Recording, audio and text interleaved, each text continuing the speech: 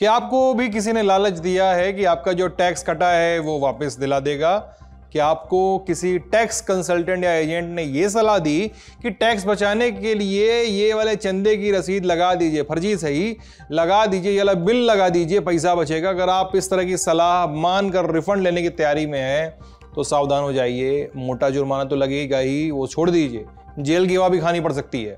दरअसल income tax department ने फर्जी बिल लगाकर रिफंड लेने वालों के खिलाफ हाल ही में बहुत बड़ी कार्रवाई की है।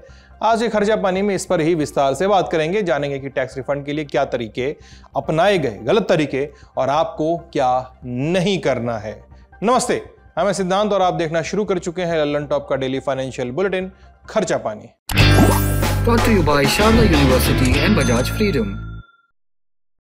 Where the software engineer meets the cool UI UX designer, the world comes together at Sharda University. बात शुरू करें उसके पहले दो टर्म जेहन में बिठा लीजिए, डिडक्शंस और एग्जेम्पशंस। डिडक्शंस यानी अपनी कुल कमाई में से घटाई जा सकने वाली रकम, ताकि जितनी राशि पर टैक्स लगना है वो राशि ही कम हो जाए, टैक्सेबल इनकम कम हो जाए। दरअसल सरकार कुछ खर्चों और इन्वेस्टमेंट्स पे छूट देती है। आपने अपनी कमाई का कुछ पैसा कहीं लगाया है तो आपके लगाए हुए पैसे को आपकी टोटल कमाई में से घटा दिया जाएगा। उसके बाद जो कमाई का हिसाब किताब बनेगा, जो राशि बचेगी, उस पर ही लगने वाला इनकम टैक्स आपको देना होगा।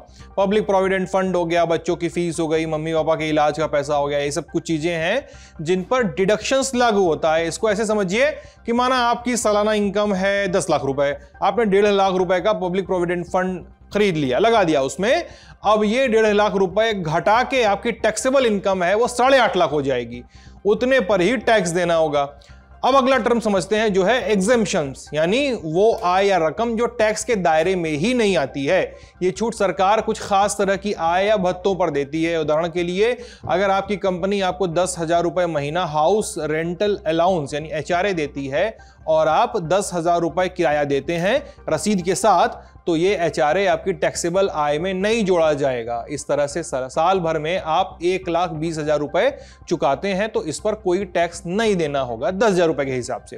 अब HRA क्लेम करने के लिए किराए की रसीद और मकान मालिक का पैन, अगर किराया 1 लाख से ऊपर सालाना जाता है तो ये सब जरूरी है। इनकम टैक्स डिपार्टमेंट ने 1 लाख रुपए तक कोई रसीद नहीं मांगता है। ये तो HRA की बात है, और भी कई चीजें हैं जो आपको एग्जेम्पशंस में आती हैं। अब आप दोनों टर्म समझ गए, अब शुरू करते हैं खबर। देश के वित्त मंत्रालय की तरफ से जारी प्रेस रिलीज में बताया गया है कि आयकर विभाग ने 14 जुलाई को टैक्स चोरी के एक नेटवर्क को ध्वस्त करने के लिए बड़े पैमाने पर वेरिफिकेशन शुरू किया। इसके तहत देश भर में 150 स्पॉट्स पे रेड की गई। सारी जगह तो नहीं बता सकते, लंबी लिस्ट है, राज्य बता देते हैं जहां छापेमारी हुई है।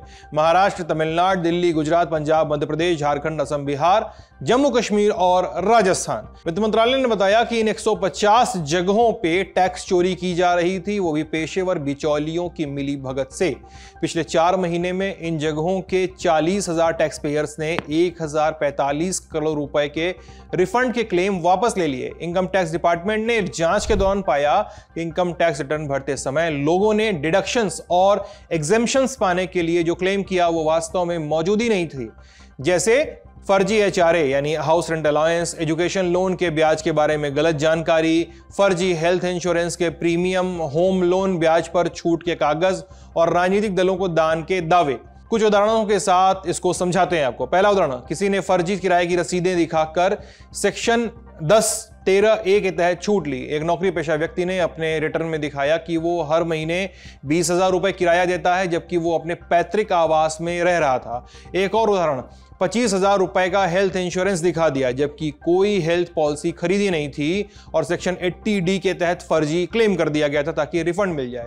तीसरा उदाहरण, सेक्शन 80G यानी चैरिटी और 80GGC यानी राजनीतिक दलों को दान के तहत चंदा या दान देने पर टैक्स छूट मिलती है, लेकिन एक कारोबारी ने टैक्स बचाने के लिए 1 लाख रुपए का दान, उसकी फर्जी रसीद जो है वो लगा दी थी। इस तरह से रिफंड क्लेम करने वाले लोगों में कौन कौन शामिल थे? वित्त मंत्रालय ने बताया है कि इसमें सरकारी से लेकर प्राइवेट कंपनियों के कर्मचारी और सरकारी निकायों, शैक्षणिक संस्थानों और छोटे मोटे बिजनेसेस में शामिल लोग भी शामिल थे। दुनिया की पहली CNG मोटरसाइकिल बजाज फ्रीडम, आजादी आगे बढ़ने की। लेकिन इनकम टैक्स डिपार्टमेंट ने इस पूरे रैकेट को बस्ट कैसे किया? दरअसल इनकम टैक्स विभाग ने AI और डेटा एनालिटिक्स की हेल्प ली थी। विभाग ने एआई टूल्स और थर्ड पार्टी डेटा जैसे bank statement, CBIC data, form 26 as AIS इसका इस्तेमाल करके गड़बड़ियां पकड़ी। उदाहरण के लिए, अगर किसी ने 50,000 रुपए का एचआरए क्लेम किया लेकिन बैंक में किराए का कोई लेन देन नहीं दिखा तो एआई ने इसे फ्लैग कर दिया। डिपार्टमेंट ने बैंकों, प्रॉपर्टी रजिस्ट्री और अन्य स्रोतों से भी जानकारी जुटाई। इसके अलावा आयकर विभाग ने ग्राउंड इंटेलिजेंस की मदद ली, जैसे कि विभाग ने व्हाट्सएप, टेलीग्राम और स्थानीय सूत्रों से बिचौलियों की गतिविधियों का भी पता लगाया। सर्च और सीजर ऑपरेशन चलाया, फर्जी रसीदें, ईमेल और डिजिटल रिकॉर्ड पकड़े गए। तब जाकर कहीं एक पूरा सिस्टम सामने आया था। मंत्रालय ने कहा कि इन तमाम लोगों को कहा गया था, जो लोग फंसे हैं, जिनका नाम सामने आया है, कि अगर वो उन बिचौलियों को उचित कोट अनकोट कमीशन देंगे तो उनको बढ़ा हुआ रिफंड मिलेगा। ये सरासर धोखाधड़ी वाली स्कीम्स थी जिसमें इन लोगों को फंसाया गया था। इस देशव्यापी जांच में इनकम टैक्स डिपार्टमेंट को क्या हासिल हुआ है, वित्त मंत्रालय के बयान में जब्ती या अरेस्ट का जिक्र नहीं है, लेकिन इस जांच में पाया गया कि कुछ आईटीआर दाखिल करने में मदद करने वाले बिचौलिए एक पूरा संगठित रैकेट चला रहे थे। अब इस केस में फंसे हुए लोगों को किस तरह की कार्रवाई का सामना करना पड़ सकता है, ये हम जानकारों से सुनते हैं। सेक्शन 271C के अंदर पेनल्टी लगती है इवेजन के अंदर, जो 300% तक जा सकती है। जितना आपने टैक्स लिया उसका 3 गुना तक जा सकती है। उसके साथ साथ सजा के भी प्रावधान है। इसमें जो है जेल के प्रावधान है। प्रोसिक्यूशन जो होता है, जब सरकार अपना टैक्स वसूल नहीं कर पाती आपसे या किसी तरह से, आप देखिए इनकम टैक्स के अंदर ऐसा नहीं कि जेल के प्रावधान है, हालांकि बहुत रेयर सर्कमस्टांसिस में उनको यूज किया जाता है। पर जहां कहीं पे भी सरकार के टैक्स की आपने अगर चोरी की है और सरकार उसको रिकवर कर रही है, तो उसके साथ साथ और उनको लगता है कि आपने कुछ जानबूझ करके किया है, उसमें मेंसरिया बहुत जरूरी है कि अगर आप अनजाने में आपसे गलती हुई है तो नो डाउट आप पेनल्टी और ब्याज देकर छूट सकते हैं। लेकिन अगर आपने वो गलती जानबूझ करके किया, जानते हुए आप उस गड्ढे में गिरे हैं, तो बिल्कुल आपको सजा का प्रावधान है। इसके अंदर 7 साल तक की सजा हो सकती है आपके अंदर, कुछ अलग अलग सेक्शंस के अंदर। आप कहेंगे कि कितना पुराना मामला बता रहे हो ललन टॉप, तो जवाब होगा कि हम आपको बचने के तरीके बता रहे हैं। आपको बताइए कि वित्त वर्ष 2024-25 असेसमेंट ईयर 25-26 के लिए व्यक्तिगत करदाताओं जिनका ऑडिट जरूरी नहीं है, उनके लिए आईटीआर भरने, इनकम टैक्स रिटर्न भरने की आखिरी तारीख है 15 सितंबर 2025। हम में से अधिकांश लोग एक्सपर्ट्स की मदद लेते हैं, कुछ तो अपने से भी रिटर्न फाइल करते हैं, लेकिन गड़बड़ी एक्सपर्ट्स वाली जोन में होती है जहां उनकी मदद ली जाती है। तो करें क्या? सिंपल है, केवल प्रमाणित टैक्स कंसल्टेंट्स या चार्टर्ड अकाउंटेंट से ही सलाह लें। ज्यादा से ज्यादा रिफंड का वादा करने वालों से थोड़ा सा सावधान है, थोड़ी दूरी बरतें, वैध दस्तावेज रखें और संभाल के रखें। आय, खर्च और कटौती के सभी दस्तावेज व्यवस्थित रखें ताकि नोटिस मिलने पे सबूत दिया जा सके। सबसे तो जरूरी है कि फेक क्लेम के पास बिल्कुल मत जाइए, सरकार नहीं छोड़ने वाली है, बिल्कुल मोदी जी मूड में नहीं आपको छोड़ने के। तो आप अपनी रसीदें जो हैं, एक तो वो संभालिए। बैंक के अंदर आपकी ट्रांजैक्शन का रिकॉर्ड होना चाहिए पूरे का पूरा। अगर आप एचआरए क्लेम कर रहे हैं तो लैंडलॉर्ड का पैन नंबर आपके पास होना चाहिए। तो ये इसी तरह से जितनी भी रसीदें हैं, पॉलिटिकल डोनेशन लोगों ने बहुत दिया, तो जैसे आप वो डोनेशन दे रहे हैं तो उसकी जेन्युइन हो तो कोई सरकार मना नहीं कर रही है, पर अगर आप फेक कर रहे हैं तो नेचुरली आप कहीं ना कहीं फंसेंगे और आप परेशान होंगे। तो आप अपना बैंक से कम अपना रिकॉर्ड मेंटेन कीजिए पूरा, जिससे आप प्रूव कर सके कि मैंने पैसा दिया था। ये लेकिन आप पूछेंगे कि कैसे पता करें कि हमारा टैक्स कंसल्टेंट या एजेंट भरोसेमंद है या नहीं? सबसे वो तो नहीं मांग सकते ना कि सर्टिफिकेट दिखाओ, और फर्जी दावे नहीं कर रहा है ये भी कैसे मान लें? इसका भी तरीका है, एक्सपर्ट्स बता रहे हैं। ये एक लालच है, जिस लालच में सब फंसते हैं, क्योंकि जो टैक्स एजेंट है वो 10 या 20% लेता है, उसमें से 80% का फायदा उसको होता है जिसकी रिटर्न है। तो अगर आप देखें तो उसको मालूम होता है कि मुझे 80% किस बात का रिफंड आ रहा है जब मेरा बनता नहीं है, क्योंकि जो सैलरी पर टीडीएस कटता है वो पूरा कटता है, और जो बैंक का ब्याज है उस पर 10% टीडीएस कटता है, बाकी का आपको देना होता है। तो रिफंड जो है कुछ खास सर्कमस्टांसिस में बनता है, अदरवाइज नहीं बनता है एक नौकरी पेशा के लिए। हमारे पास भी लोग इस तरह के आते हैं जो कहते हैं जी फलाना आदमी तो रिफंड दिलवाता है, आप तो टैक्स और पे कराते हो। तो हम तो बिल्कुल इसमें नहीं फंसते।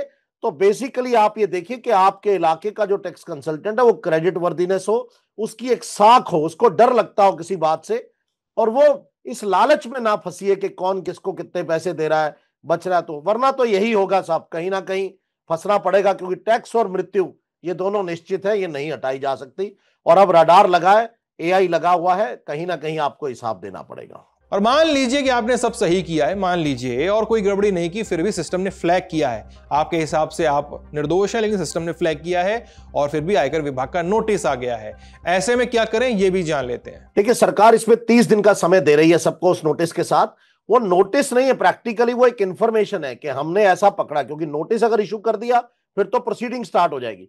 तो अभी सरकार आपको एक तरह से इंफॉर्मेशन दे रही है, एक वार्निंग दे रही है कि हमको पता है कि आपने ये किया है, आप अगर ठीक करना चाहते हैं 30 दिन में रिवाइज कर लीजिए, हम आपसे कुछ नहीं कहेंगे, ब्याज हमारा आज तक का दे दीजिए, क्योंकि आपने टैक्स तो दिया नहीं, आपको देना था 2 साल पहले, आपने दिया नहीं, तो आप टैक्स और पेनल्टी भी अभी नहीं लगेगी अगर आप वॉलंटरी कर देंगे उसके बेसिस पे। लेकिन अगर उसके बाद नोटिस इशू हो जाता है 30 दिन के बाद, अब आपकी प्रोसीडिंग स्टार्ट होगी, तो आपके केसेस रीओपन होंगे, आपके केस की स्क्रूटनी होगी, आपके बाकी भी ट्रांजैक्शन सारे चेक किए जाएंगे, और उसके ऊपर जो टैक्स एक असेसिंग ऑफिसर बनाएगा, वो कागजों के हिसाब से जो बनेगा उस पर टैक्स दिया जाएगा, और उस पर उसी तरह से ब्याज और पेनल्टी हो गई। आज का खर्चा पानी यहीं तक। इसे लिखा हमारे साथी प्रदीप ने, मैं सिद्धांत, कैमरे के पीछे मोहन। अपना ख्याल रखिएगा, बहुत बहुत शुक्रिया।